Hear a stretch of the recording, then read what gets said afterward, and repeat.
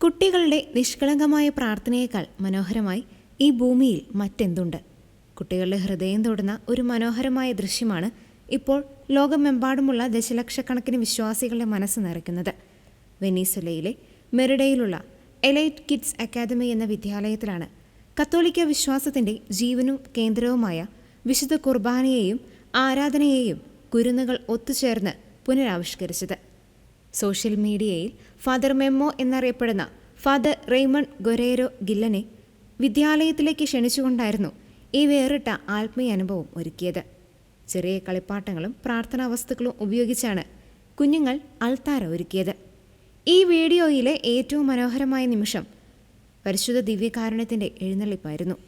അരുളിക്കയുടെ മാതൃകയ്ക്ക് മുന്നിൽ കുഞ്ഞു കൈകൾ കൂപ്പി മുട്ടുകുത്തി നിന്ന് ആ കൊച്ചുമക്കൾ പ്രാർത്ഥിച്ചപ്പോൾ അവിടെ സന്നിഹിതരായിരുന്ന അധ്യാപകരുടെയും വീഡിയോ കണ്ട ലക്ഷക്കണക്കിന് ആളുകളുടെയും കണ്ണുകൾ ഈർന്നണിഞ്ഞു. ഈ വിശുദ്ധ നിമിഷത്തിൻ്റെ പ്രാധാന്യം അധ്യാപകർ കുട്ടികൾക്ക് ലളിതമായി പറഞ്ഞുകൊടുക്കുകയും ചെയ്തു. ഇൻസ്റ്റഗ്രാമിൽ പങ്കുവയ്ക്കപ്പെട്ട ഈ വീഡിയോ നിമിഷങ്ങൾക്കകമാണ് തരംഗമായി മാറിയത്. ലക്ഷക്കണക്കിന് ആളുകൾ കണ്ടുകഴിഞ്ഞ വീഡിയോയ്ക്ക് താഴെ സ്നേഹം തുളുമ്പുന്ന കമൻറ്റുകളാണ് വന്നുകൊണ്ടിരിക്കുന്നത്. കുട്ടിക്കാലം മുതൽക്കേ കുഞ്ഞുങ്ങളിൽ ദൈവസ്നേഹവും വിശ്വാസവും വളർത്തേണ്ടത് എങ്ങനെയെന്ന് കാണിച്ചു തരുന്ന ഈ കൊച്ചു ദൃശ്യം നമ്മുടെ കത്തോലിക്ക വിദ്യാലയങ്ങളിലും ഇടവകകളിലും മാതൃകയാക്കാവുന്ന ഒന്നാണ്.